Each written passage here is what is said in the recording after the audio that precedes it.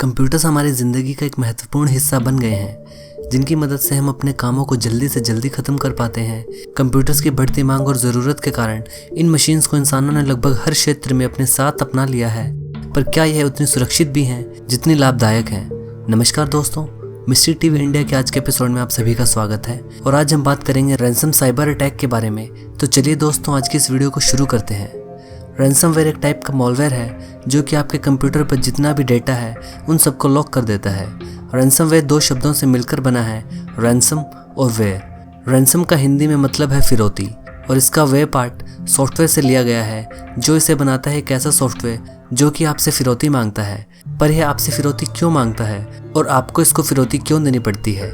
ऐसा इसलिए है क्योंकि अगर यह मॉलवेयर एक बार आपके पीसी में आ जाए तो आपके पीसी में जितना भी डेटा है यह उनको लॉक कर देगा या कहें इनक्रिप्ट कर देगा और उसे डिक्रिप्ट करने के बदले में आपसे पैसे मांगेगा। और अभी जो ये हाल ही में अटैक हुआ है उससे पता चला है कि ये मॉलवेयर आपका डाटा देने के बदले में $300 मांग रहा है और अगर आपने $300 नहीं दिए तो ये आपके सारे डेटा को डिलीट कर देगा। आप पर और ज़्यादा प्रेशर और आपको डराने के लिए स्क्रीन पर टाइम भी चलता रहेगा कि इतने समय में पैसे दे दीजिए वरना अपना डेटा भूल जाइए। और जो खास बात इस मॉलवेयर के बारे में है कि ये जो पैसे आपसे मांगता है आपके डेटा को डिक्रिप्ट करने के लिए, वो यह बिटकॉइन के जरिए लेता है, जिसका जिक्र मैंने अपनी डार्क वेब की वीडियोस में भी किया है कि बिटकॉइन क्या है।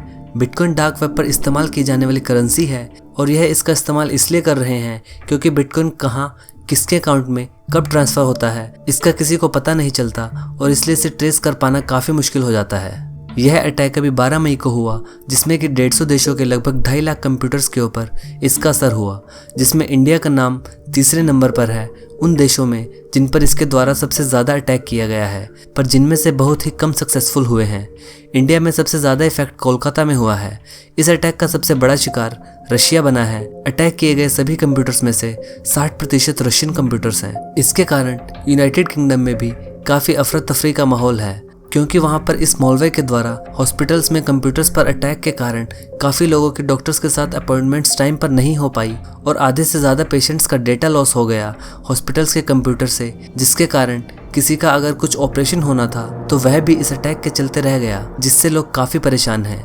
पर अब यह स्थिति सुधर गई है और पहले से बेहतर हो गई है, क्योंकि जैसा माना जा रहा था कि इस अटैक का असर मंडे को ज़्यादा दिखाई देगा और यह एक बार फिर से एक्टिव होगा, पर ऐसा नहीं हुआ और अब इस अटैक की रफ्तार धीमी हो गई है।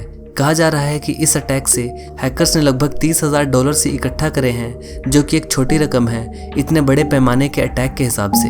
अमेरिकन इंटेलिजेंस एजेंसी NSA इस अटैक के लिए जिम्मेवार मानी जा रही है।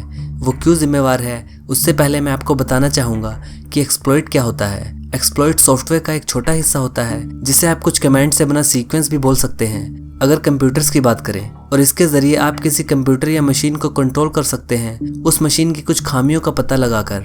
इसे अगर मैं आसान उदाहरण के साथ समझाना चाहूँ तो मान लीजिए एक काफ़ी हेल्थी इंसान जिसमें कि काफ़ी पावर है, पर क्योंकि वो काफ़ी हेल्थी है तो आपका माइंड पता लगा लेगा कि हेल्थी होने के कारण वो भागने में ज़्यादा तेज़ नहीं होगा, यानी उसका रिएक्शन टाइम थोड़ा धीमा होगा। तो यह उस इंसान की कमी है जो कि आपके दिमाग ने पता लगाई है। तो यहाँ आपके दिमाग ने एक एक्सप्लॉइट की तरह काम किया है। इसी तरह NSA इस अटैक के लिए इसलिए जिम्मेवार है क्योंकि इस रैंसमवेयर अटैक में NSA द्वारा बनाया गया एक एक्सप्लॉइट का इस्तेमाल किया गया है जिसका नाम है इटर्नल ब्लू, जो कि NSA द्वारा ही बनाया गया था।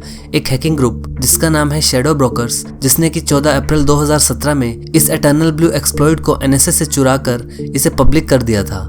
क्योंकि यह इटर्नल ब्लू जो NSA द्वारा निर्मित था, यह विंडोज़ में एक कमी को जानता था जिसके कारण यह किसी भी कंप्यूटर को हैक कर सकता था। पर इस बात का पता चलने पर माइक्रोसॉफ्ट ने पैच निकाला था इसे ठीक करने के लिए, जो कि शैडो ब्रोकर्स के अप्रैल के अटैक से ठीक 1 महीने पहले निकाला गया था।